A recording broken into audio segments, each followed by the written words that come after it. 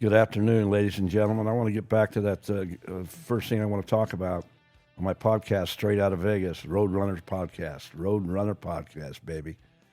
And I'm just getting started. I'm so excited about doing this because I was born to share my views and opinions with the world, and hopefully my podcast will go throughout the world.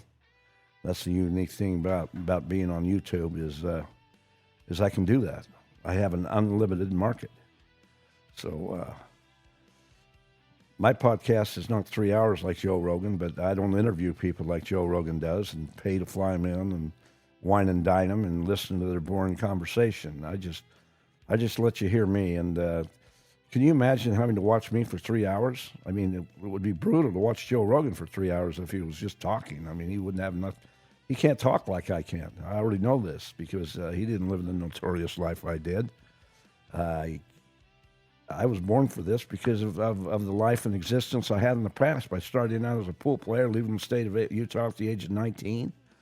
And I was not an honest kid. I used to steal candy. I used to steal Christmas gifts from my mother and father because I was embarrassed because I was not able to buy as nice a gift for my parents as my three older brothers and older sister was. My oldest brother is 13 years older than me. My sister was 11 years older than me before she passed away.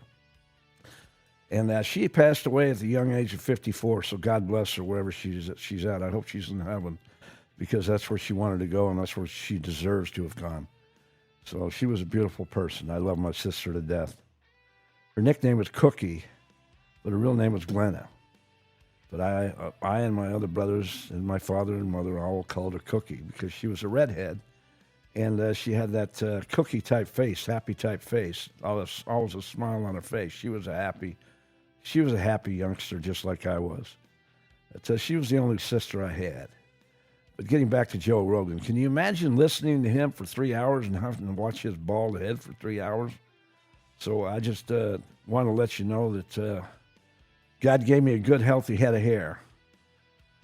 But I'm not hung like, what's his name? Oh, yeah, Kevin Costner, the great actor, Kevin Costner. I'm not well hung like Kevin Costner. However, I'm in much better shape than him. I go to the gym regularly, and I've been in better shape than him my entire lifetime, and we're the same age.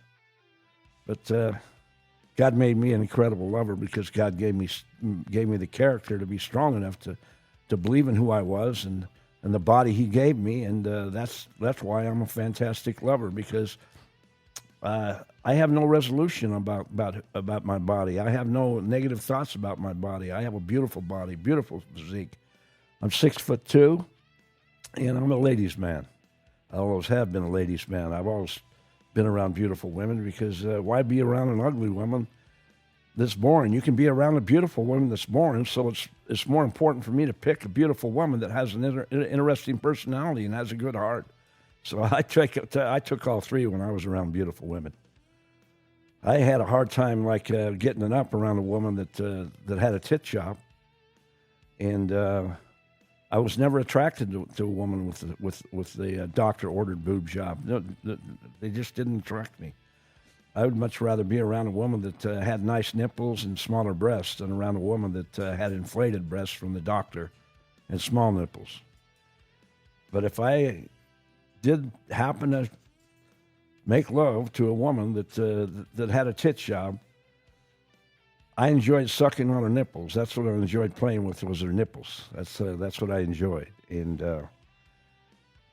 I could care less about a woman's breasts. I like the nipples more than anything. But if I happen to be married to a woman with beautiful breasts, which I am, and beautiful nipples, well, I got lucky. If I hadn't written my book, I never would have met her, and she's half my age.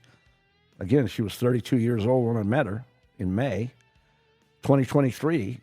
And she just was ready to turn 33 right after I met her. And by the time she got back to Vietnam, after I flew back to America and she flew back to Vietnam, she turned 33 on June 1st.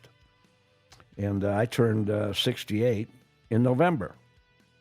So I'm a Sagittarius. My birthday's in late November. And I was born to be a wanderer. And born with a stubborn nature. If you believe in Aquarius, actually, I don't really believe in that bullshit because I believe in God, and that's just another superstition as far as I'm concerned. Just like my wife tried to talk me out of getting married on Friday the 13th. But I told her, I says, listen, sweetheart, we're going to get married on Friday the 13th. It's no different day than any other day, and I promise you that any time our honeymoon is on Friday the 13th, I'll take you anywhere in the world you want to go on vacation. And I think the number one place she wants to go to on vacation is Paris, France, because a lot of women, they're turned on about that Eiffel Tower. They like going to the top of the Eiffel Tower and seeing the beautiful scenery and the beautiful view of Paris, France. Can you blame them?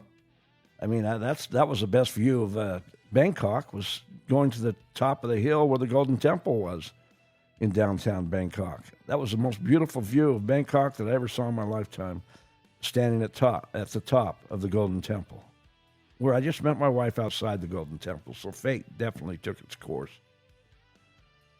But I want to talk about socialism, because socialism has killed 100 million people or more in the last century.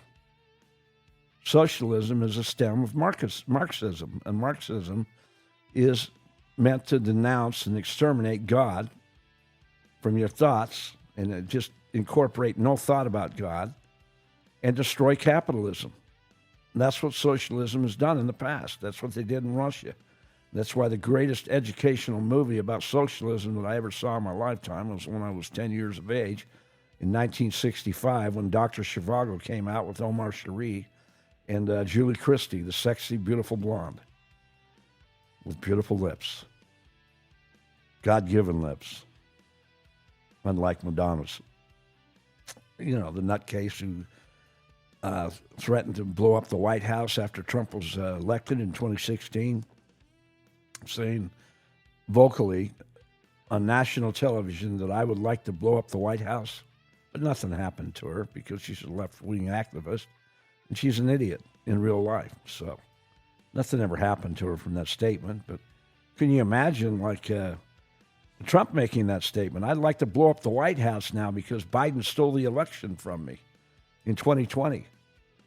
But Trump spoke about peaceful things, about a peaceful march, and they blocked all that out on fake CNN News and MSNBC and CBS and NBC.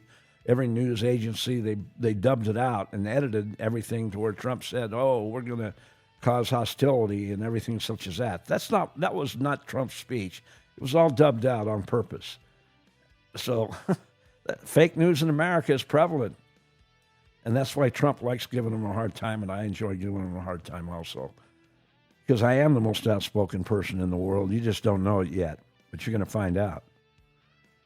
And I will tell you this for sure. Zohran Mamdani, the nutcase mayor of New York City, was basically lived with his parents, and his parents paid his expenses, never had a real job in his lifetime. The only thing he can do is lift as much weight as I can. That's the only thing Mamdani can do. Because I'm not a strong weightlifter. I'm just I'm a weak weightlifter in the gym, and I'll be the first one to admit that. I'm in the gym to get in shape, tighten my gut, tighten my ass, and work on the stair climber every day. That's what I like to do. I like to get on the stair climber because it's great on your ass. And I can't work up a sweat on the treadmill like I can on the stair climber. And working up a sweat is important when you work out because that's how you burn the fat off your body. When your head starts to sweat, that's when you're starting and beginning to lose the fat out of your system and take all those toxins out of your system. That's why it's healthy to sweat. Dogs can't sweat like humans. They have different glands than humans. So dogs need water more readily than a human being because they have no sweat glands. That's why they pant when they breathe. God bless dogs. Because God is dog spelled backwards. And a dog is God in 4 legs. So getting back to socialism, I just believe that socialism is the most evil presence in the world. And I am so glad that they just had this raid last night and captured Maduro and his evil wife. And they're both going to get incarcerated because they did some evil doings to the public. They He actually lost the election and he refused to leave, but promised the American government in the past that if he got proper backing from the American government, if he lost the election, he would leave office. And the American government allowed him to do that, and when he lost the election, only getting 20% of the vote, he wouldn't leave office and remained the dictator that he was. So he was actually indicted in 2020. So it took this long for them to go after him. Can you imagine Biden or Harris being president of the United States right now? Do you think they would go after Maduro? Do you think they would go after socialism or the socialist movement or a dictator anywhere throughout the world? I'd love to say that because Trump is our president, I can almost assuredly say that Cuba is going to go through the same ordeal. We're going to overtake Cuba. And I can tell you this also, this is a fact. There are not more people than per capita than in Miami, Florida, that hate socialism worse in America than in Miami, Florida, because they were victims of socialism and the socialist movement in Cuba. So a lot of people living in Miami, they know what socialism is all about, and they hate socialism. Just like those people in Venezuela that just cheered today, and they love Trump for what he did, because they are no longer captive of the dictator Maduro that was a narco-terrorist. That's exactly what he was, a narco-terrorist, bringing drugs into America and killing Americans. So I'm so glad that we went in there and took him back to New York City to be arraigned in court and locked up in jail. Again, I love ICE. I love the federal government because they protect us. They keep us safe. The only thing that I hate about the federal government is they have kept information about sex capsules from being disclosed to the American public to remind them how healthy they really are. They're the healthiest way to take sildenafil or tadalafil of any sex product in the entire world, of any sex drug. Sex capsules are the healthiest by far. They have this bee pollen out on the shelves. It's like spiked with sildenafil and tadalafil, and it's like a nice tasting honey that people take and they swallow it, and they think that they're going to have more quicker results by swallowing the bee pollen than they are by taking a sex capsule. What they'll do is they'll buy the bee pollen and they'll take a sex capsule also, which is not going to hurt them. It's just going to make them more ready for what their next sexual encounter, and that's what people do. That's why they buy the bee pollen over the counter, because they think it's the quickest acting. But there's one thing the bee pollen doesn't have. They call it bee honey, and they like it's sold all throughout the countertops in America. But it doesn't hurt anybody, believe me. It's very heart friendly. It lowers your blood pressure, enables the blood to flow throughout the body, so they don't go after it on the counter of the federal government because they know it doesn't hurt people, just like a sex capsule doesn't hurt people. And that's why the FDA doesn't get involved, not just because it's not a prescription drug. The FDA knows about sex capsules, but they can't find the harmful ingredient inside a sex capsule. The worst ingredient inside a sex capsule is the fillers. Mine didn't have any fillers. I took the fillers out because why water down your liquor? Would you want your liquor watered down if you were a drinker? Would you want to drink watered down liquor or watered down beer? Of course not. You would switch to a different brand if they started watering down your favorite brand of liquor or beer. So my sex capsules were like Black Label liquor, the best quality in the world. And even to a higher degree, they were better quality than Black Label liquor, because sex capsules don't kill people. They don't harm your liver. They don't eat out your gut when you drink on an empty stomach and give you heartburn. But they will give you a little heartburn if you take them on an empty stomach. So it's always healthy to take a sex capsule or Viagra or Cialis on a full stomach after you've eaten a good meal, because they're like a vitamin. So what if they got chemicals inside of them? It's the chemicals that cause the pill or the animal bone capsule to flow throughout your body and enable your heart to receive the blood and pump the blood out back and forth throughout your body. So what the heart is pumping out is eventually receiving back in and pumping it out throughout your body. That's what the heart does. It's your soldier, pumping the blood throughout your body readily and excessively, so your body can receive proper blood flow from head to toe and all the way to your brain, and you'll think even better. Plus, this inheriting Alzheimer's disease which Alzheimer's disease is caused. They just found out from a recent experiment that Alzheimer's disease is caused and occurs more in older people because their brain cells diminish.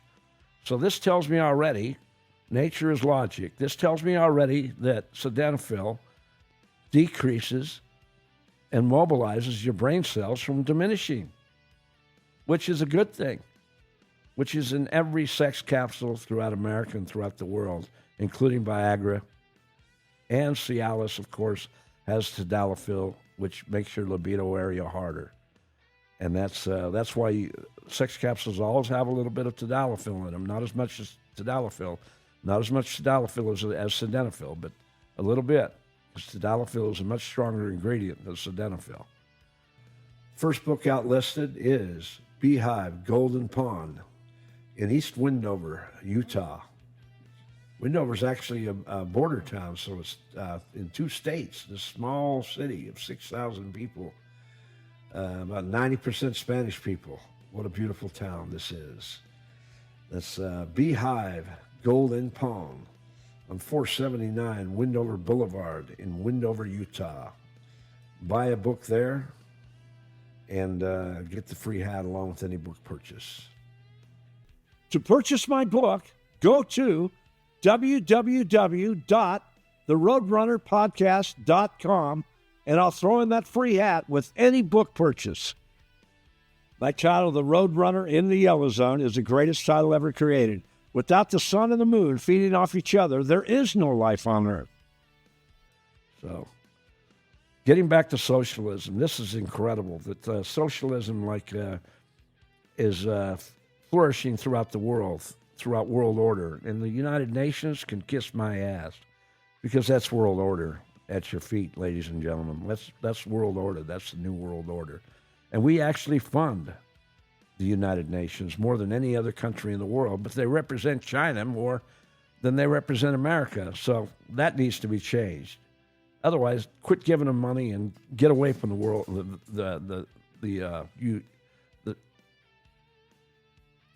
What's it called? What's it called again? United Nations. United Nations. Get away from United Nations. Get away from them and stay away from them because they're not representing America, representing freedom in the world. They represent world order. And that's exactly what the Democratic activist politicians want to do. They want to cater to the world order, not to America. America is not number one with them. They want to actually transform and change America. So we need to get rid of these Democratic politicians and knock them out of office. And the only way we can do that legally is to vote them out. That's the beautiful thing about America, our right to vote, our freedom. Our greatest freedom of all is the right to vote. Another great freedom is to bear arms. Because the criminals are going to have guns no matter what. It doesn't matter what the criminals are going to have guns. I can't even carry a gun to this day because when I was arrested in Baton Rouge, Louisiana, and they extradited my probation back to the state of Nevada, and I passed my probation with flying colors. A great probation officer named Officer Winterstein. He was a great guy. Then I had another probation officer. They switched my case over to another probation officer. Within a month or 2 months, my lawyer got me off probation 3 months early. Got me off probation in September of 2025. And I was supposed to remain on probation until December, the 1st of December in 2025. So my lawyer got me off probation 3 months early, and I gave my lawyer a $500 bonus along with another $2,500. So I gave him a $3,000 check for getting me off probation and helping me to complete my probation, which they could have put me on probation for 2 years. So my lawyer did a great job. Brent Stockstill from Baton Rouge, Louisiana, the best lawyer that I've had in my lifetime that never stabbed me in the back in the future. I'll probably never use his services again because he can't practice outside the state of Louisiana. So for anybody in the state of Louisiana, you want a great attorney that's not greedy, get Brent Stockstill out of Baton Rouge. I guarantee you, he'll represent you and not just himself. God bless you, Brent. If anybody listening to this podcast that happens to tell you, thank you very much for your great service.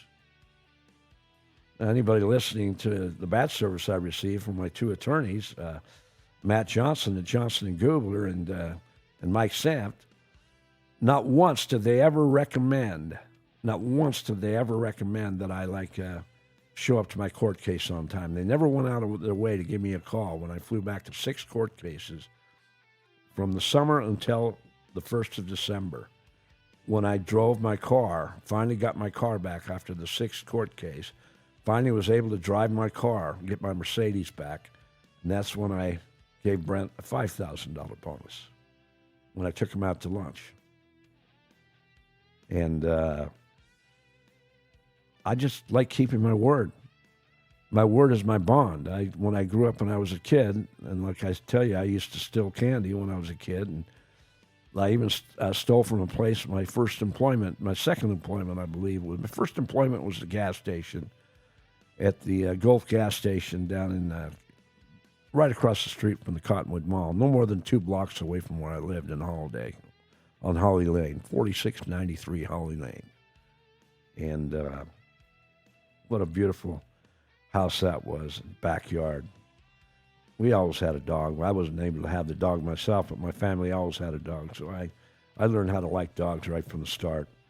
We never had a cat. We never had a family cat. I have nothing against cats, nothing against cats whatsoever. But I just believe that, cats are like a beautiful thing. They're a beautiful animal to have. So anybody who likes cats, there are actually more cats in America than there are dogs. So cats are a beautiful thing also, although I've never owned or raised a cat. People who have cats and love them to death, God bless you, because cats need a lot of loving also. They love to cuddle. But getting back to my job at New Crisp Popcorn, which is the second job that I had in Sugar House, which was maybe like a mile or 2 miles away from where I was born and raised, because I was born and raised right across from the Villa movie theater. It's now a rug shop. My brother's competitor in the rug shop business, in the Persian rug business. And I would like to go back there and buy a rug someday, because I definitely won't go back to my brother's place and buy a rug. I'm not close to my brother. My brother's never, ever had my back, so that's how I feel about it. Why waste your time around somebody who doesn't have your back, whether it be your relative or your friend or not? Now, when I got in a talk with Bernie, I'll get on that in a few minutes, but talking about new Crisp Popcorn, that was something, like when I had that job, because I was I enjoyed it, but people didn't toke anybody in the service industry back then. So I remember going into the Farmer's Daughter Billiards when I learned how to play pool, and I still wasn't generating an income that was enough to satisfy my needs and give me enough spending money to enjoy myself. It costs money to pay pool time. You don't go in and shoot pool at a pool hall without paying time on the pool table you're on. So even if it cost like $1 or $2 an hour, that was a lot of money back then. And I like to play up to 8 hours a day. So that was costing me maybe $16 a day, less what I could win off an opponent when I gambled with him or played pool with him. I just sometimes you gamble for a quarter a game or 50 cents a game or maybe even $1 a game. That was huge back then to play for $1 a game. Oh my God. But anyway, when I would gamble playing pool and try to make it a more competitive event, it was fun. And everybody gambled in the pool hall. They didn't bet a lot of money, but there was a game called golf that cost they charge you $2 per player, and the winner would get $2 per player plus 25 cents per scratch. Sometimes they would charge 50 cents per scratch. The players would all agree to 50 cents commission per scratch that would be given to the winning players. So if one player had 8 scratches at 50 cents a scratch, that's $4 plus $2 for the game. They'd have to give $6 to the winner of the game. And then the winner would pay all the time for everybody, which would cost everybody I think everybody would pay 50 cents per game time. And that's how the table would make a little more money for the house by allowing a golf game to proceed. And everybody won. The players won. They got a little bit of a good discount on their time. The player got 50 cents per player in the game, and And the pool hall would make maybe up to $100 a day because that golf game would go all day long. It would start early in the morning and end later at night as the players disintegrated. But I seemed to be always the last player that left because I became the best player in the room, the best golf player in the room. And running 6 pockets in a golf game from the start to finish is truly a feat, which I have done a couple times in my lifetime by shooting the lag into the pocket and then shooting into the 2-hole, making the 2-hole, then the 3-hole, then the 4-hole, then the 5-hole, and then the 6-hole. I've done that a couple times, and I've had 5 pocket runouts maybe like a dozen times. But that's a true feat in the game of golf because it's extremely hard to play, and the pockets are very tight. They're very small. So you have to be a precise shooter, and you're shooting on a 5x10 table, 5x10 snooker table, which we played on in that golf game. But I'd never seen a life table, which is a 6x12 pool table. And that life table is the hardest of all tables to play a golf game on. And that game is being played currently at Fast Eddie's Billiards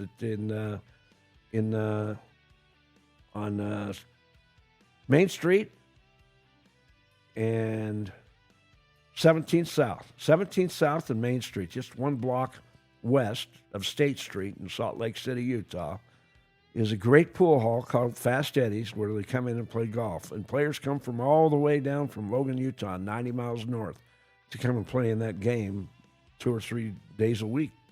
One of those people is a very good friend of mine, Mike Engel, who happens to be, I believe, the best player in the game at this time. But I was a great pool player in Logan, Utah when I was like 19 years old. And that's when I was very good at pool, from the age of 19 to basically the age of 29 or 30. That's when I gave up pool. But I was the best player in the Valley for 10 years, and I traveled to Idaho and would get games in Idaho, in southern Idaho, and Pocatello and Idaho Falls, and nobody would want to play me in Logan, and I'd have to go down to Salt Lake City and compete, and go down to Ogden, Utah, and compete. Ogden, Utah, actually had the best bar pool players in the state of Utah, and a bar table is a 3.5x7 table. Pool table is always like twice the length as the width. So bar box was 3.5x7, which I specialized in, and that's what I made all my money shooting pool on the road as the years went on. And I traveled throughout America until the age of 30 as a pool player, from the age of 19 to the age of 30. I went to college for a couple more years, but I never took college seriously, and I was always playing pool on the weekends and taking my road trips. Even when I was married, and that's what caused a problem in my marriage. But I was a wanderer. I was born a person that loved to travel, and I've always had it in my blood, and I've traveled my entire lifetime. But getting back to Fast Eddie's, they have this beautiful game, the golf game in Fast Eddie's, and they have a lot of good players that play this golf. They play better than I do now. I'm a spectator when I go play. I don't want to get in the game and be a sucker. I mean, I'd actually go in and start practicing on my own before I'd ever give my money to an opponent. I would like to get in stroke on that live table and shoot a lot of shots and spend hours playing before I'd ever play in that game and learn how to just become a precise shooter and draw my cue ball back to position for the second shot, or use high English, left or right hand English to get around the table with the cue ball. So there's a lot of tricks to playing pool and being extremely good at pool. It's not an easy game. It's an extremely hard game. It's much harder to learn how to play pool than it is to learn how to play poker. People can learn how to play poker in a month. It takes years to become a good pool player. I learned how to play poker very quickly. I grasped onto the game more quickly because my street savvy and because I'm a good people reader anyway, so reading your opponent when you're in a poker game is extremely vital. And I was born with natural card sense, so that was also an inheritance that I was given to by God that enabled me to play poker more effectively. But getting back to New Crisp Popcorn, when I worked in New Crisp Popcorn at the age of 17 years, of age. I was 17 years old.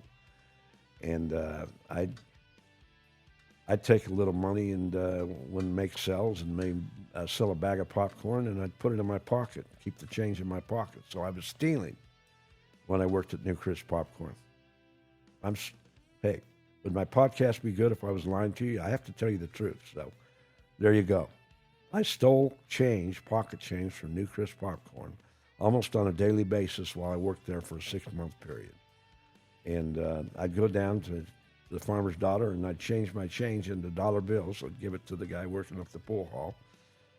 And the guy working the pool hall was a better pool player than me at the time. His name was Mike Bauckham. He started playing pool earlier than I did. And then there was Little Jack, nicknamed Little Jack, who was also a redheaded pool player who played down in Murray Billiards down on State Street. He was a great player. Then there was Dave Berman, who was another great pool player out of Salt Lake City, Utah, that's now dead. He died years ago. So he died at a very young age and abusing himself on drugs. So he wasn't very healthy when he died. So drugs definitely took the best of him. But he was a great pool player when he was my age. He was one of the 3 best pool players in Salt Lake City, Utah. And then there, after these 3 pool players were the best pool players in Salt Lake City, Utah, there was another pool player that started playing pool after I did. And his name was Mike Butterfield, very talented pool player. And he died of cancer about 30 years ago. God bless him, because he was a great guy. We made a couple scores together. We made a score together in Park City, Utah, when we played an ex-cocaine dealer who sold a lot of cocaine in Park City, Utah, and had a lot of money. And he liked to gamble. And I went up there and played him and beat him out of money. And I gave Mike Butterfield half my action, because maybe if you got done playing me, he'd want to play Mike, and maybe we could make more money on the score. So I learned that it was good to have another pool player by your side when you're taking down a score, just in case the other player wanted to have a partner play with him. I could have my friend who played as good or better than I did. Mike didn't play better than me on the bar box. I was the best player on the bar box, but Mike was the best player on a 4.5 by 9 table, because that's what he learned how to play pool on. But Mike came along like in my mid-20s when Mike Butterfield became a good pool player. He learned how to play pool about 7 years after I started playing pool. At the age of 16 was when I used to ride my putt-putt bike, my Honda 70, from Holiday, Utah, which is about 7 miles away from the Farmer's Daughter Billiards, which is in a chapter of my book. I call it The Farmer's Daughter. It's a chapter of my book. But it's not about a farmer's daughter, beautiful farmer's daughter that I met and had sex with and enjoyed making love to. And it's nothing to do about lovemaking. It was about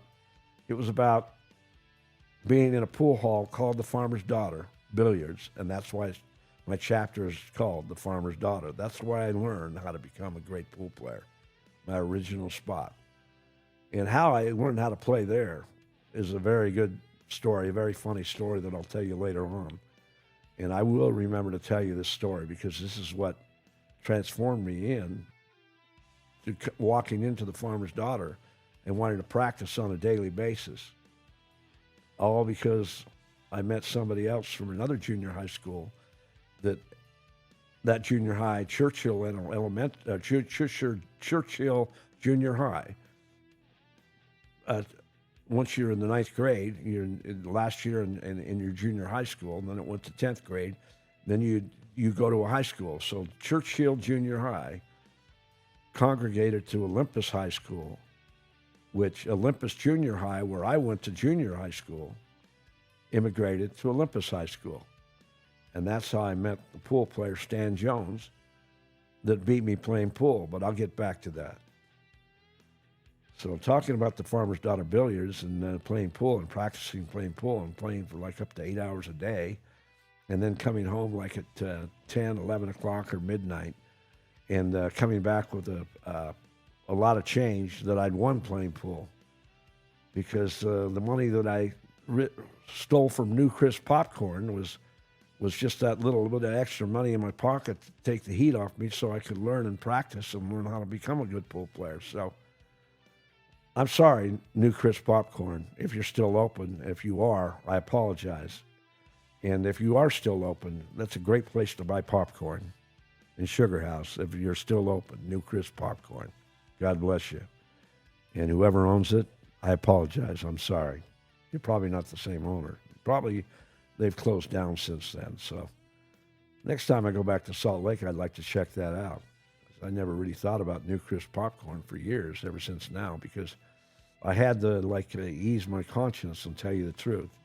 That's part of easing your conscience is telling about a mistake you made in the past. Is basically a way of forgiving yourself. If you can tell the entire world the mistake you made, then maybe you have truly forgiven yourself, because you can expose yourself to the entire world. So I truly repent of that, and I have never stolen from another business since then. Never have I stolen from another business since that time. And I quit stealing Christmas gifts from my parents, and I started buying them and not stealing them from the stores before Christmas, so I could put that nice gift under the Christmas tree and have a nicer gift underneath that Christmas tree than my 3 older brothers or sister. I love my parents to death. I wanted to give my mother the nicest gift I possibly could, and my father the nicest gift for Christmas. And I believe my mother always wondered how I was able to buy that gift, but never said anything. But my mother knew that I stole candy when I was a kid, because they called the cops on me, and then they were forced to call my mother, and my mother had to go up to the grocery store with me and make me apologize in front of them, saying that I would never steal their candy again. And when that happened, I quit stealing candy also from the grocery store, at least that grocery store. The other retail outlet to buy a book is Chevron Gas, Liquor, and Convenience Store on 1301 East Altman Street. There's 2 Chevron stations. Make sure you get the right one. That's Chevron Liquor, Gas, and Convenience Store on 1301 East Altman Street in Ely, Nevada. And you'll get the free hat whenever you purchase my book.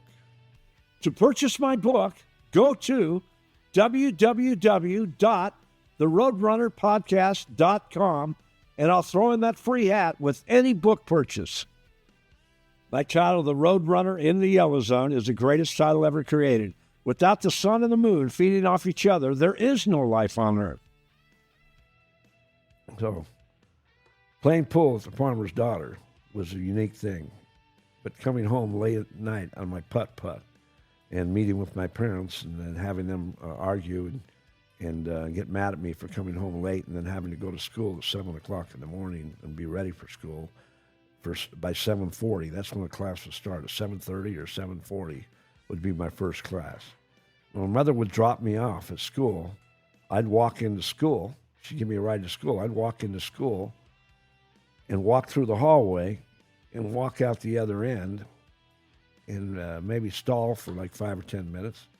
I'd walk out the other end, and I would either hitchhike or ride a bus, go over to 39th Street and ride a bus down 39th Street, or even walk sometimes to the pool hall, which was only a couple miles away, 2 or 3 miles away. So I would even walk there some days. But I never went to high school my entire junior year. And, at least half of the junior year. And then my parents moved to the district of East High School, and I was forced to stop going to school at Olympus High School and go to East High School. And that's when I was put on modular scheduling at East High School my junior year. Half of my junior year, I went to East High School, and the rest of my senior year, I went to East High School. And I barely graduated. I only had like 18 credit hours when I graduated from high school. I hardly got any credits when I was a junior in high school, maybe 1 or 2 credits for the entire year. So I got enough credits when I was a sophomore and a senior to have 18 credits. Well, that was the city district where it only required 18 credit hours to graduate from high school. But in the Granite School District, now in the county, the area in the counties outside Salt Lake City province, you needed 21 hours. of high school credit to graduate. So I never would have graduated from high school if my parents hadn't moved from Holly Lane to 2879 Millicent Drive, just above Hogle Zoo, about a block away from Hogle Zoo, and Immigration Canyon. Same thing, same distance from either one, about a block away. They owned a whole house in Oak Hills. My father owned the home and rented it to a guy who was on the run from the FBI, and the guy used to pay him cash every month, his rent. My father never questioned him. The guy said, I'm just going to pay you cash every month rent. And I think he was giving my father like $1,500 or $1,700 a month rent at the time, maybe $2,000. Maybe he was giving my father a better deal on the rent, and my father was making a few extra $100. And the guy liked that because my father never asked him questions. And the guy and my father that I've never known about since, all of a sudden left the house vacant and went out on the run somewhere, was gone.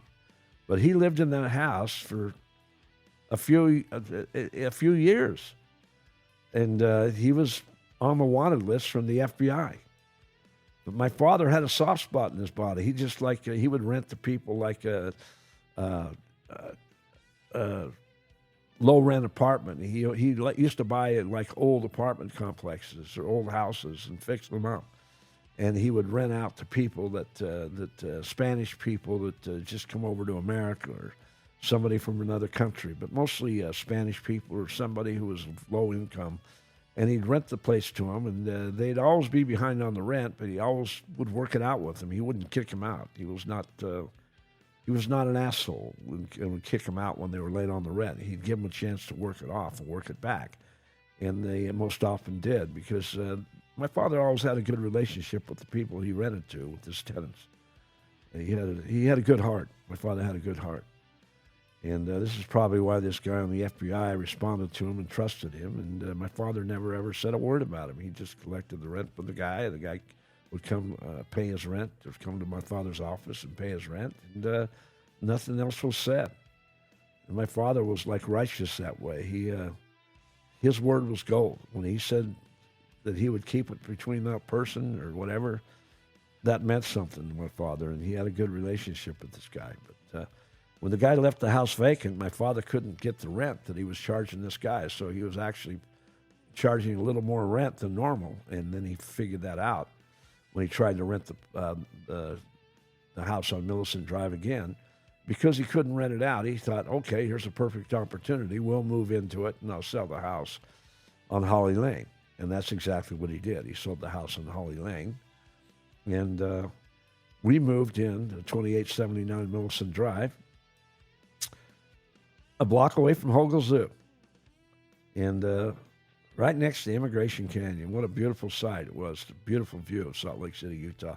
It always snowed more up there than it did down in the valley. So the worst part of me about living up on Millicent Drive was having to shovel the walks because it snowed much more readily, twice, 2 or 3 times more than it did in the valley because you're up in the foothills of the mountains that receive more snow. And that was the worst part of living there, other than just not being able to go to Olympus High and be around my old friends. And I was stubborn. I didn't want to make new friends at East High School. I just wanted to be around my old friends, and I remained to be around my old friends. I didn't want to make new friends at East High School, so I stayed to myself at East High School.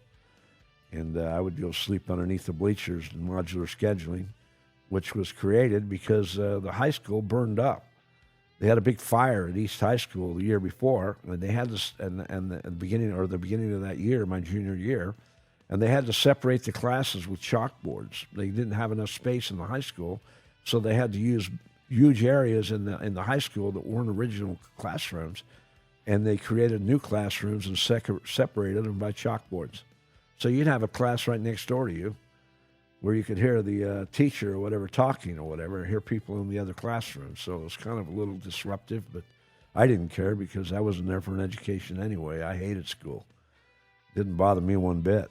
The classroom was next door. And I loved modular scheduling. We were actually the first high school in America, 1973, 1974, to have modular scheduling, the first high school in America to have scheduling like colleges and universities.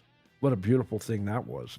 That's not good for me, though, because I was a terrible student. Now I was getting less education than I was in a normal school or would in a normal school, where you had to go to every class, all several classes all day. Instead, I had to only go to, like, say, 3 classes a day or 4 classes a day. Then the next day, 3 classes. And this went on for like a year and a half until I finally was able to graduate in 1974. And I won the one-on-one, the intramural championship, the championship one-on-one championship at East High School playing basketball. And I was a good one-on-one player. I was not the tallest player on the court, but I was quick. I could dribble the ball and handle the ball, and I could shoot well, and I could get past the guy and make a basket off a layup, get ahead of him to where he couldn't block my shot. So I was very quick, and I was very good at stealing the ball. So I was a great one-on-one player in basketball, and I won the championship at the high school. Took first place. Anyways, the baseball coach was sitting there in the stands or whatever and watching me play, and he thought, oh, he looks like a great athlete. And he asked me to come try out for his high school team. And he knew I was left-handed because I shot the basketball left-handed. So he wanted to make me his first baseman or a fielder. And naturally, I was going to be a left-handed batter. And I went out for the high school team, and I tried out. And I wasn't as fast as I was a year or two later. My body hadn't completely developed, and my speed was not at its highest effective level, and I couldn't jump as high as I could a year or two later, and I couldn't stuff the basket like I was finally able to do a couple years later. At the age of 20, I was finally able to stuff the basket. And this is when I was like 18 years old, the last year in high school, when he had me try out for the baseball team. So he knew he wasn't going to work me up to being a sophomore and work me into the program, and he said that it was going to be hard for me to have a starting position, and we had a talk. And we had that talk when, like, I left baseball practice one day and went up to Solitude and went skiing for the day on a beautiful sunny day. So I left high school baseball practice one day, which he didn't like, and I came back the next day after going to Solitude and skiing for the day on a beautiful sunny day after they had a snowfall the night before. Those are my favorite days to ski, a beautiful sunny day after they had snowfall the day before. That's why I was so inspired to go skiing on that day, and I didn't go to the high school practice for the team, and I came back the next day, and then he had his talk with me, and that's when I quit trying out for the baseball team. That's when I dropped off the baseball team. I was on the baseball team at this time, but we hadn't started playing the season games, and he said, I don't think I'm going to be able to start you. So, and you're a senior, and you're not the fastest base runner that I have, and you're not the fastest baseball player that I have, and heck, I was like probably 5'10" or 5'11" at that time. I hadn't even reached my total height, where I'm 6'2" now, and my body was still developing and hadn't fully grown. But I probably only weighed like probably 120, 130 pounds at the time, so I was not a big person. And how I was able to win the one-on-one basketball intramural championship was bizarre. I just didn't realize how good I was for how small I was. But I was a great basketball player. I just wasn't big enough to play high school basketball. I was only 5'4" when I was a sophomore in high school. So they definitely didn't want me at Olympus High to be a basketball player. And I was about probably not quite 6 feet by the time I graduated from high school. Maybe I was 6 foot when I graduated from high school at the age of 18. Went on to college at the age of 19 to Utah State University. But, boy, what a head trip that was when I went to Utah State University. And I'll tell you that story later. But I was not born to go to school. I was definitely a bad student, and I hated school. I just wanted to be like my brothers. They were all very good students. They're very smart in school. And I was the worst student of all. And it drove my parents crazy. And all I can say is I had a beautiful childhood growing up. I was always competitive in sports, and I loved playing football, baseball, basketball. I even rode horses back then. But, I haven't been on a horse for once. The last time I was on a horse was in China. It was in Shenzhen, China, at Window of the World Resort, when I paid 15 minutes to ride a horse. Cost a couple dollars was all, but I rode the horse and just walked the horse. Didn't gallop the horse, run the horse, just walked the horse. And they were very unwell kept. They were not kept well. They were not fed well. They were like, they didn't take good care of the horses. The horse did not look happy that I was riding on. And that's the last time I ever rode a horse. With my friend Bailey. He was on another horse. And just walked the horses around for like 15 minutes and got off, and that was it. It's not like riding a horse in America, where you could run the horse or gallop the horse. Horseback riding is fun, but it's hard. It's hard on your body if you're not used to riding a horse. You're actually better off walking than you are riding a horse if you don't know how to ride a horse. But that's another story.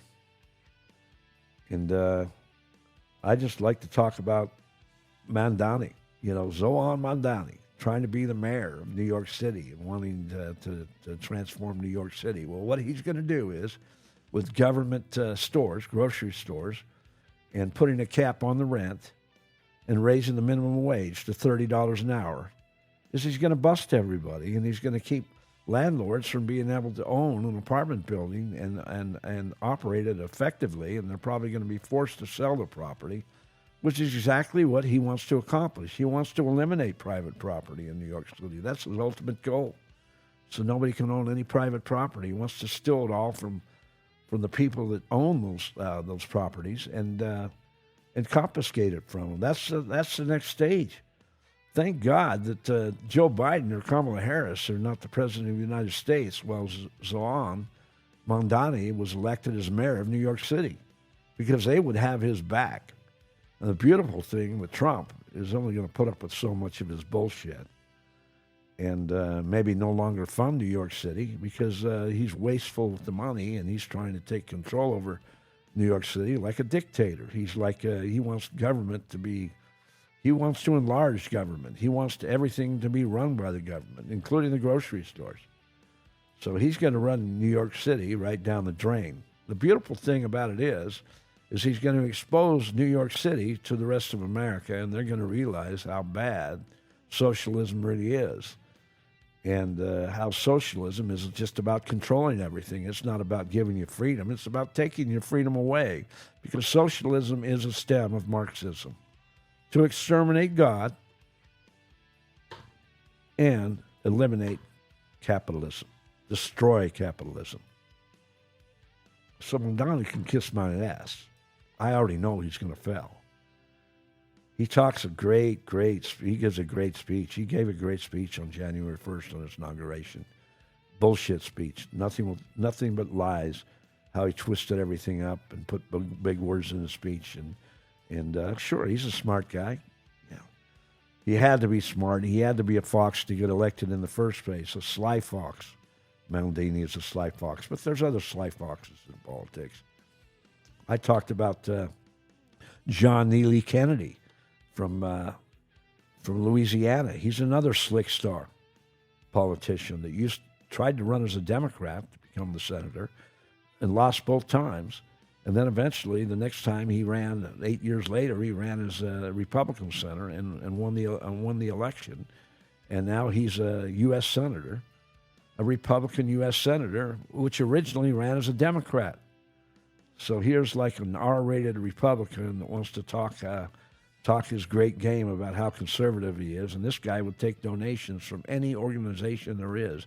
Look at the list of his donations; it will blow you away. But he's more sly than Lindsey Graham from North Carolina. He's much more sly than Lindsey Graham, because Lindsey Graham,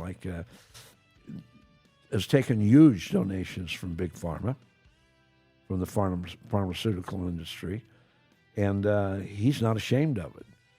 In fact, Lindsey Graham will have his hand out every time he gets his ass on national television. He'll ask for some kind of a donation, how important it is, and everything like that, and remind everybody. He doesn't need to remind everybody about donations. People already know that they're going to donate right or left. He's just wasting time on national television asking for a donation. So he's an insult to the American public. And he's another slick star. But if I were to say the best attorney of the two, it's definitely John Neely Kennedy from Louisiana. He's more slick than Lindsey Graham and smarter than Lindsey Graham. Lindsey Graham talks a good game, but he's not that smart. He's too obvious about the way he does things. Another retail outlet selling my book and free hat is Hoover Dam and Liquor in Boulder City, Nevada, just outside of Las Vegas and outside of Henderson, Nevada, just south of there on the way to Phoenix. So that's 1311 Boulder City Parkway is where they're located. Hoover Dam and Liquor. Go over there to the best little liquor store in the state of Nevada. Hoover Dam Liquor. To purchase my book, go to www.theroadrunnerpodcast.com, and I'll throw in that free hat with any book purchase. My title, The Roadrunner in the Yellow Zone, is the greatest title ever created. Without the sun and the moon feeding off each other, there is no life on Earth. I wish that they would get off their ass, both Lindsey Graham and John Neely Kennedy, get off their ass and change the law in Washington, D.C., and exterminate this law that's been swept underneath the rug in the D.C. swamp, requiring Viagra and Cialis to be sold by prescription. If they do this, Viagra is going to find out, and they're going to figure it out eventually, that they can sell sex capsules and put the sildenafil inside sex capsules. But that sex capsule is not going to work as effectively unless they have a little bit of tadalafil in that sex capsule. So they're going to have to put a little bit of tadalafil in that sex capsule. And that means that their patent can no longer be an effective patent to where nobody can copycat it, which is exactly what they want. They don't want anybody to copycat their patent that they have. They believe they have in the sex pill industry. But they've already copycatted the patent in the first place because they took the same exact recipe from India and stole it from India that's been selling for over 100 years, way in the past. The blue pill was selling in India, 100 milligrams of sildenafil, which Viagra took that recipe and started their own company in America, and they sell their pill throughout the world, required by prescription. So it all boils down to money. It all boils down to revenue. That's why Viagra and Cialis is required by prescription, so they can control the politicians in Washington, D.C., and implement Viagra and Cialis being required to be sold by prescription. So they can jack the prices up, and the insurance companies can sneak in the back door and produce even more revenue for themselves and steal more money from the American people when they swallow a Viagra pill, and maybe even a Cialis pill. This, to me, is bizarre because it's a phony law. Prescription drugs have killed more people in America than you can imagine. That's how the opioid epidemic began, and that's how the fentanyl epidemic began, because opioids and fentanyl was originally required by prescription, which caused a craze to Americans to get hooked on these drugs, by these prescription drugs. Then when we were able to obtain the product on the black market and buy it on the street and buy it much more cheaply, what do you think they're going to do? They're going to buy the product more cheaply and they're going to get it on the street. Then they don't have control over the product. And that's when they OD, because when it's sold on the street, there is no control. The greatest thing about sex capsules when they're imported into America is the underground factories are too worried about their own government coming after them, so that's why they won't make a sex capsule too strong. And that's why they mix it with fillers. And I was allowed to make my sex capsule, or Abdullah was allowed to have my sex capsule produced, which he was the one who worked with the factory creating the product, and he was the one who worked with the shippers that shipped the product into me. So Abdullah was only able to have the capsule produced at such strength and was only allowed to put 20 milligrams of tadalafil inside the capsule and 200 milligrams of sildenafil inside the capsule. FDA approved in India. It's not hot in America like it is in India. It's like a heat plate in India. It's like a humid heat plate in India, like Florida is in the summertime. It's like that year-round in India. Same thing in Vietnam. It's in Saigon. It's like the heat plate in Saigon, just like India, year-round. It's hot. The weather never changes. All it does is rains every day. When it rains hard. In India and Vietnam and Thailand are a lot alike in that way. Now, northern Thailand is a cooler environment than down in Bangkok. It's not as hot as Bangkok. In the country, it's a little cooler, but not much. But it's a little cooler than it is in Bangkok. But throughout Vietnam, it's the same time zone and the same heat zone. It's just it's a much smaller country. India and Vietnam. India is much bigger than Vietnam, but Vietnam has 100 million people for its size.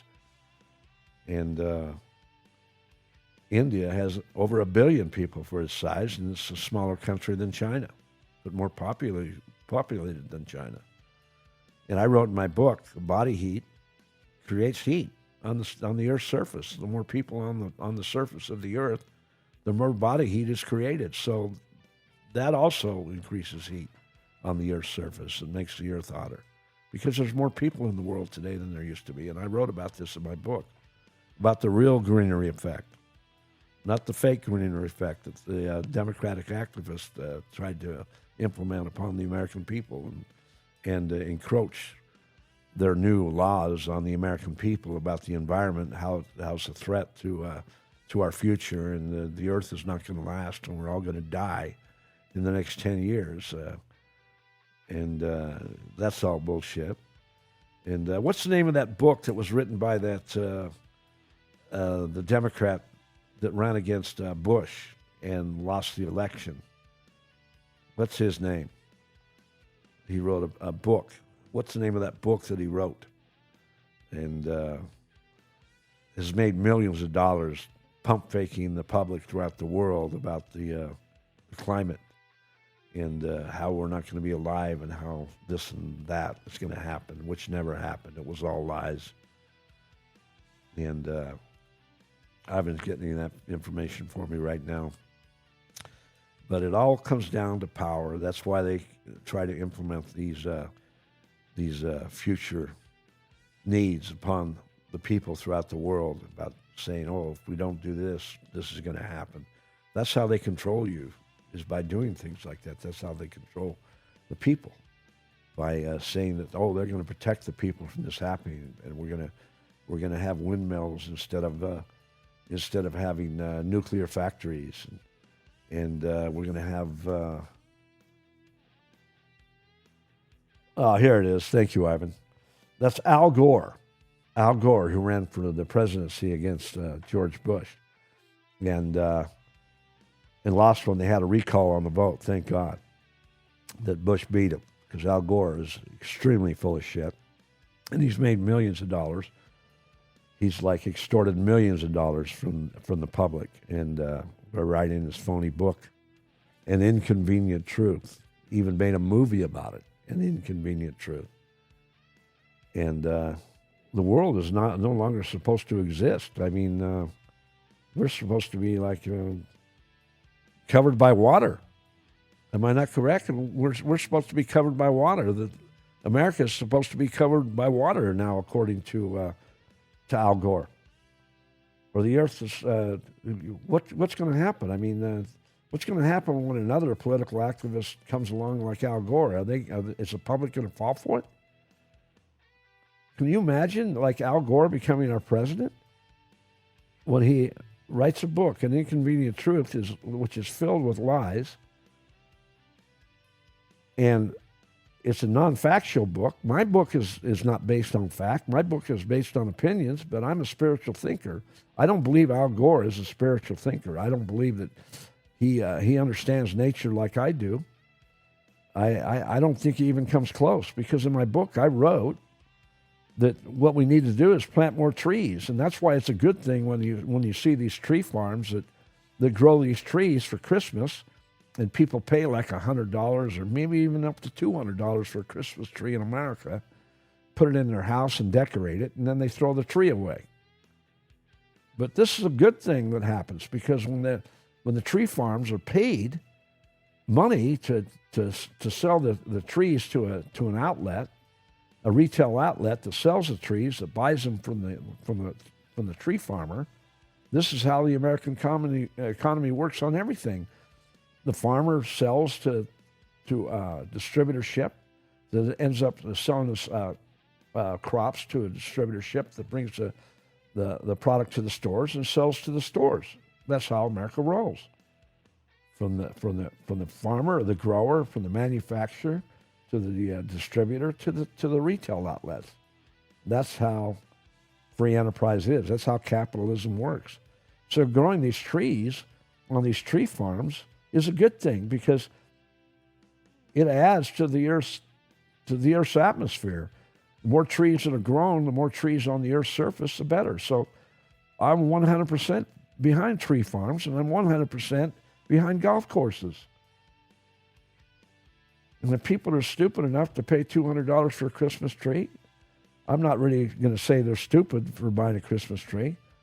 I have like a Santa Claus, a miniature Santa Claus that I put in my house in Windover when I go up there for Christmas, and I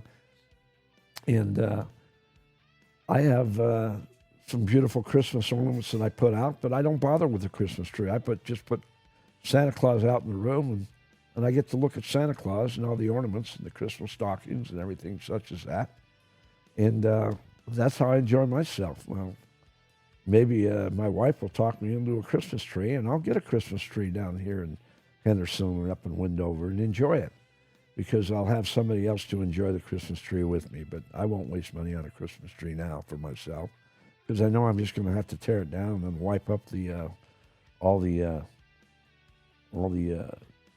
little needles that fall off the Christmas tree, the green needles, which are like leaves on another tree, and sweep them up and then throw them in the garbage and throw the Christmas tree in the garbage.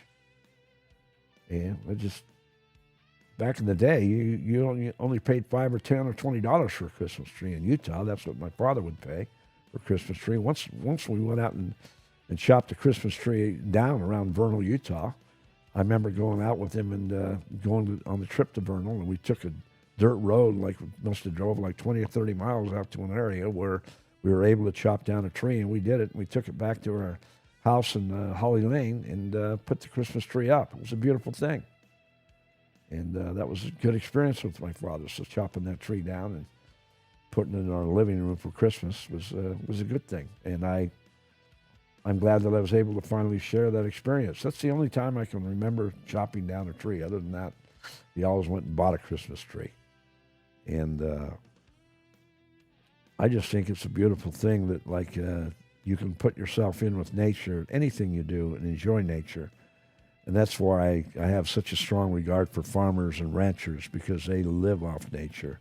They truly learn to enjoy nature to its fullest.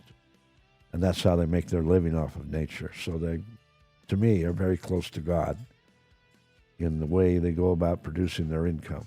And anybody who knocks a rancher for growing or raising cattle, and then selling beef to the market where they have to kill the cow, Well, I only have one thing to say. That cow would not be alive unless that rancher or even the farmer was able to raise that cow and pay to feed it, unless he could sell it later on to where it reached its total value and maximized its weight so he could get the most out of it when he sold it to be sold in retail outlets as meat. Again, that cow would not be alive. So if that cow was only around for a couple of years, well, that's 2 years more than it would have had life if the rancher or farmer was not able to raise it. So God bless ranchers and farmers because they make the world go round. We're omnivores. Take your car to Zach Call's Urban Auto Works on 1010 North Stephanie Street, Suite 1A. I can guarantee it'll be the best mechanical work that will ever be done on your car. It's a personalized job for them. It's not a game of numbers. They're conscientious on anything they do. That includes oil changes, fluid flushes, alignments, brakes. Any kind of diagnostic work that needs to be done, they specialize in, and they do all types of engine work, top of the line. Take your car to Zach Hall's Urban Auto Works on 1010 North Stephanie Street, Suite 1A in Henderson, Nevada, straight out of Vegas. Anywhere in Las Vegas you live, take your car there. You can't go wrong. You can't miss. To purchase my book, go to www.theroadrunnerpodcast.com, and I'll throw in that free hat with any book purchase. My title, The Roadrunner in the Yellow Zone, is the greatest title ever created. Without the sun and the moon feeding off each other, there is no life on Earth. We're not meant to be plant eaters. God did not develop and create a human's body to eat just vegetables and be a vegetarian. We're omnivores. We're in the center. We're between being a carnivore and a plant eater, and that's why we're omnivores as human beings. So anybody who knocks anybody for eating meat, kiss my ass. You don't know what you're talking about. And you don't know why God gave you your body in the first place. So go ahead and talk your socialist bullshit and try to create everything you can, because you're like a lollipop in the womb, like a lollipop Pete. Doesn't really accomplish anything, but just talks your bullshit. Because cows and horses and domesticated animals, including pigs, are here to stay. We love eating bacon. It's that simple. I myself like eating turkey bacon. That's what I like to cook when I make French toast. I like turkey bacon. I like the best quality turkey bacon that I can possibly buy, because there is a difference. And my favorite place to buy turkey bacon used to be Albertsons, but now it's Sprouts. That's why I buy my turkey bacon. It's Sprouts. A very famous grocery store chain, Sprouts, where you get the quality, top quality produce. I mean, the best grapefruit that I've ever eaten, the best bag of grapefruits that I've ever bought in the past consistently is at Sprouts. I don't have to worry about cutting the grapefruit in half and eating the grapefruit that's like doesn't have a good flavor, a good taste inside. And Sprouts sells me my best. I'm able to buy my favorite salsa at Sprouts, and I love that salsa. I'll tell you what that salsa is later on, but you can get so many good items at Sprouts. I like to buy chocolate at Sprouts. It's low sugar. It's the best quality chocolate you can eat. I spent up to $6 or $7 for a chocolate bar in Vietnam. It's outrageous. More expensive for a top quality chocolate bar in Vietnam than it is in America. But I'll pay the price just to eat chocolate that's low sugar. The darker the chocolate, the better. Dark chocolate is my favorite to eat. And I can say something else good about dark chocolate. I made love to black women in my lifetime, and they are beautiful. I mean, black women, Spanish women, Asian women, women of any race, they're all beautiful. And they all, have their own style in the rack. So I've been very fortunate, and I'm glad to have made love to all races of women.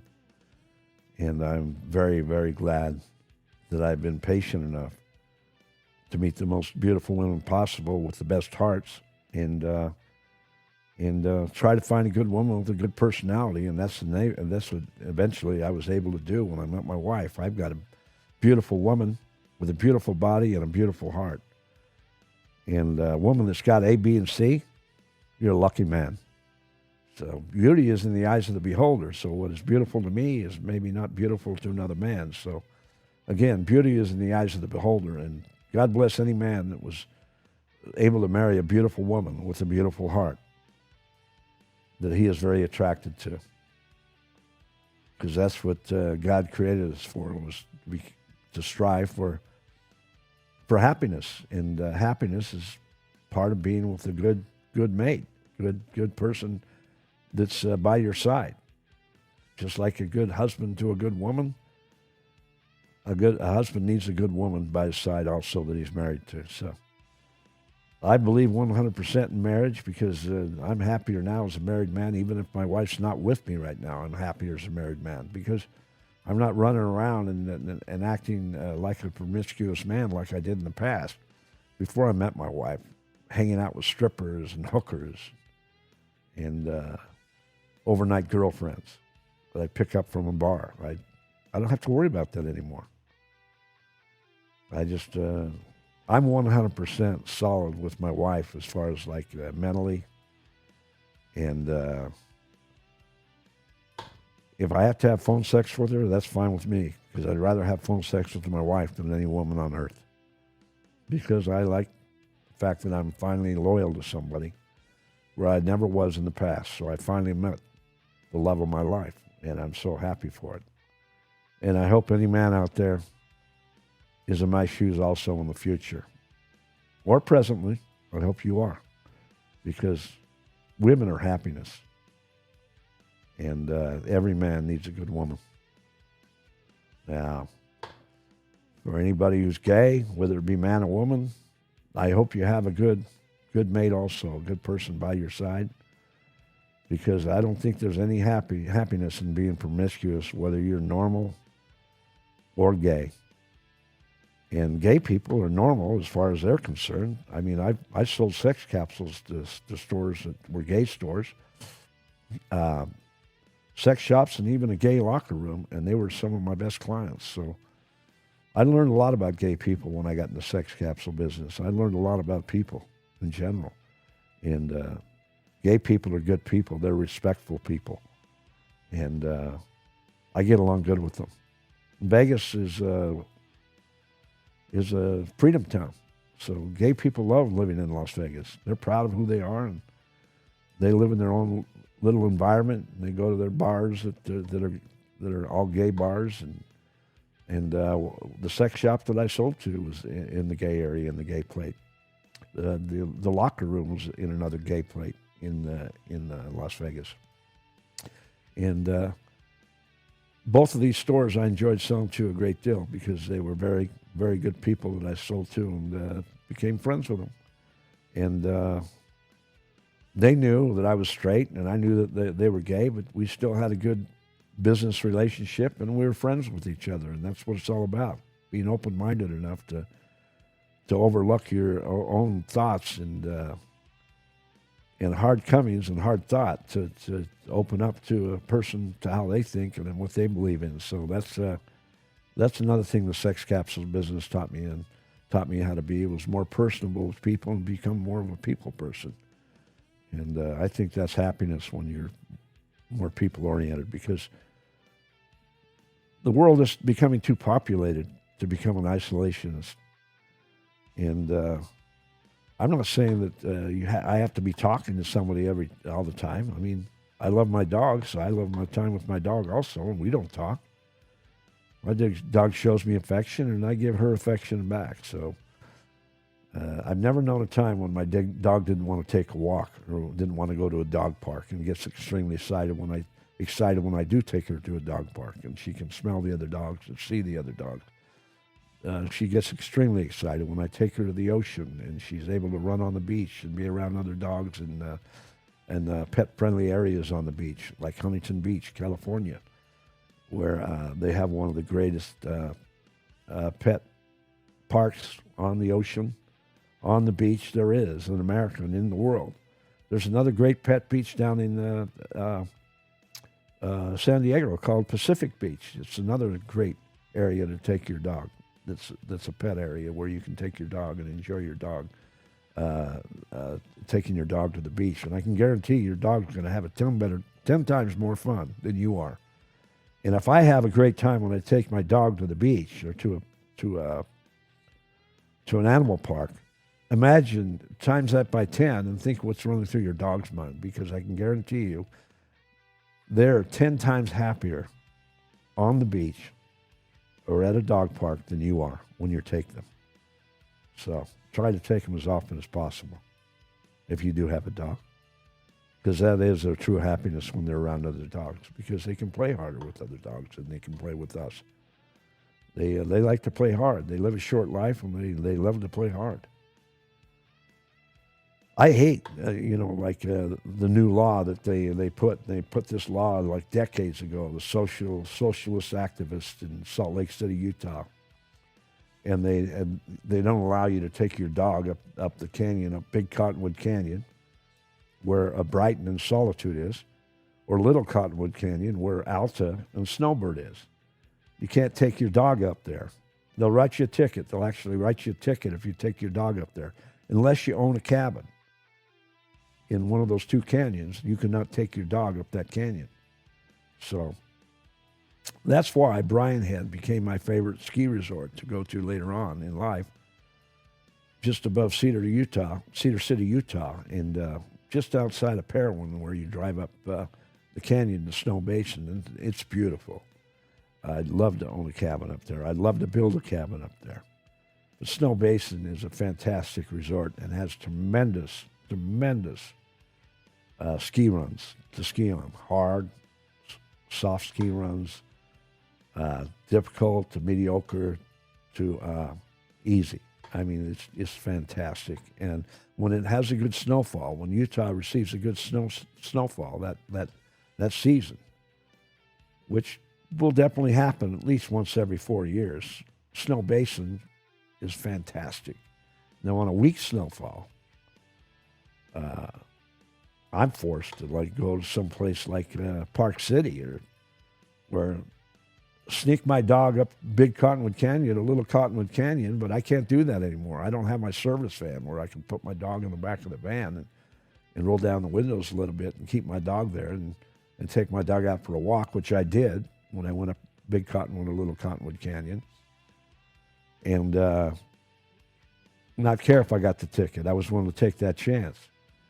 But now I only own two sports cars, and I'd have a hard time getting away with taking my dog up there. So my best place to ski in northern Utah is Snow Basin, just above Ogden, and not far from Pinedale Reservoir. And Pinedale Reservoir is right next door to Eden, Utah, where my weak-ass lawyer that robbed me out of my money goes and sneaks up to Utah every weekend, flies up there on my money that he stole from me. And if he didn't use my money that he stole from me, he used my money that he stole from me to pay for something else so he could pay for his plane flight. So indirectly, he used my money to fly up to Eden, Utah every weekend because he's pussy whipped to go see his wife. But he can't get his wife to come down to Vegas to see him and spend time with him. Isn't that something? He's got a house in Summerlin, east of Vegas, and he can't get his wife to come down and spend time with him, but he'll go up to Eden, Utah every weekend to spend time with his wife and his grown-up family. That's just how it is, you know. Some men are weak, especially thieves. They're weak. I was weak when I stole from New Crisp popcorn. I was weak when I stole candy. I was weak when I stole gifts from my mother and father for Christmas. I had to learn how to overcome my weakness and become strong and not steal in the future, and that's exactly what I did.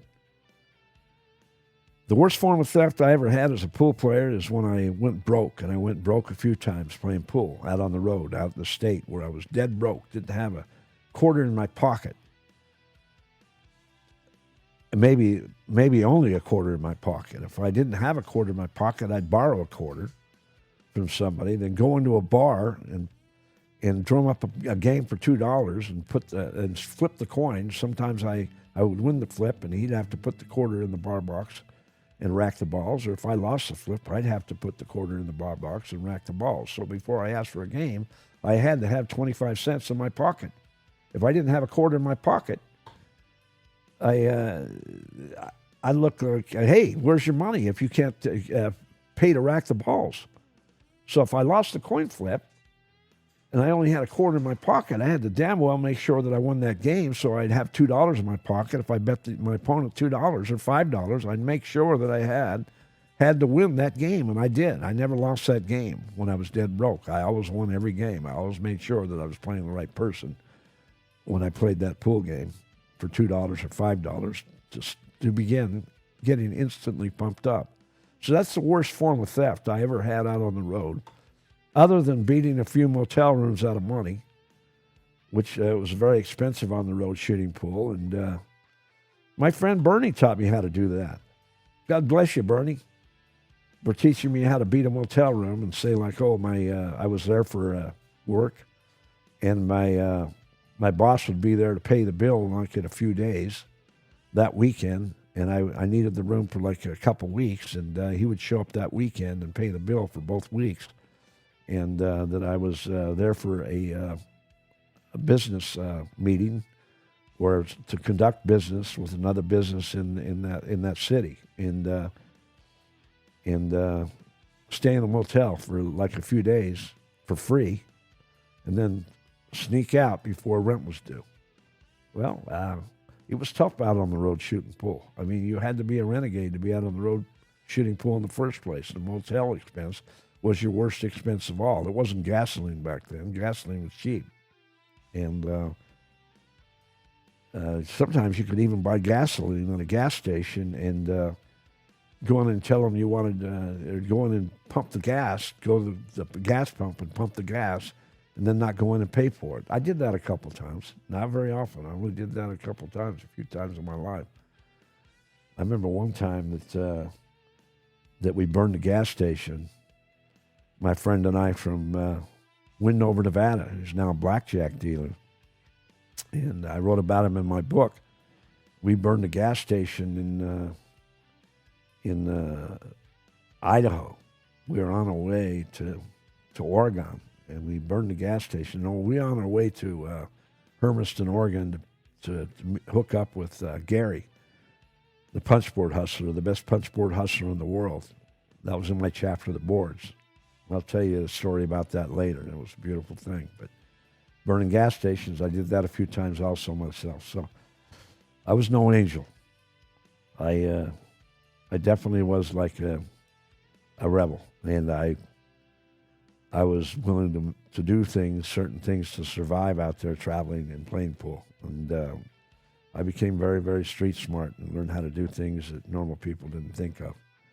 So it was very, very much survival out on the road when you shot pool. You had to learn to get smart. You had to be one step ahead of everybody and never tell anybody where you were staying. When you were in a bar shooting pool and people would ask you questions where you were staying, you could never tell anybody anything like that. You always had to keep it hidden. You had to tell people like a lie if you had to tell them you were staying somewhere else. If you acted like you didn't want to tell them, then they'd be real wary of what you were doing, and maybe they'd try to follow you back. But if you told them where you were staying and you acted like it was no big deal and you weren't really staying there, well, you lied to the person who was trying to infiltrate your privacy and ask you the question in the first place. So, fuck them. They didn't deserve my honesty. They didn't have to ask me the question in the first place. Sometimes people deserve to be lied to. I'll tell you another type of person that deserves to be lied to. People that get you to vote for them. That try to make you vote for them by telling you a lie and saying they're going to do this or that. Too many people fell for John McCain when he told them he was going to vote out Obamacare. So he lied to the people he voted for. Well, they should have just lied and flat out told him they were going to vote for him, and gone and voted for the other guy or not voted at all. It's better not to vote than it is to vote for a Democrat. If you're going to vote for a Republican and vote for freedom. Freedom is being an anti-socialist. Freedom is about capitalism. Freedom is about protecting our founding fathers for what they created in the first place when they created our Constitution. Freedom is everything we should stand for and need to stand for, because we had the hardest working politicians in the past, which we don't have to this day. These are money-hungry politicians. They're always chasing money. They're constantly chasing money and acting like they represent you. But how did all of a sudden become so wealthy? And all well off when they're just all past lawyers that really weren't successful in that industry in the past, but they became politicians and became extremely wealthy. I think most politicians are definitely lazy lawyers, and that's why they became politicians in the first place. If I was an ambitious lawyer and successful, I would never give up my private practice. So, socialism can definitely take the bite, and we need to exterminate it throughout the world, and that's the way it is. That's how I feel about it. Until on my next podcast, I'll be glad to talk to you some more about that.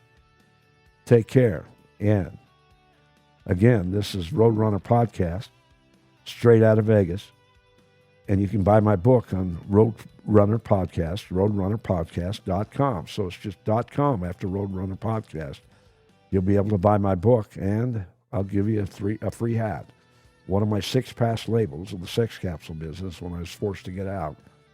I had hats made in Vietnam that are very top quality, and I give you a free hat along with the book at my bookstore on roadrunnerpodcast.com. Until that time, and I talk to you the next time, if you get bored in life, get a dog. And go adopt your dog at an animal shelter. Get a dog at an animal shelter because they need your love. They need you to come grab them and get them and rescue them from that shelter so they can stay alive, so they don't kill them, put them to sleep. A lot of these shelters aren't pro-life shelters like the one in Huntington Beach where I was able to get Sky. So I wouldn't even know Sky. Sky wouldn't even be alive to this day if she wasn't in a pro-life shelter because they don't keep them alive for 2 months in a normal shelter. Take care and enjoy. Happy New Year.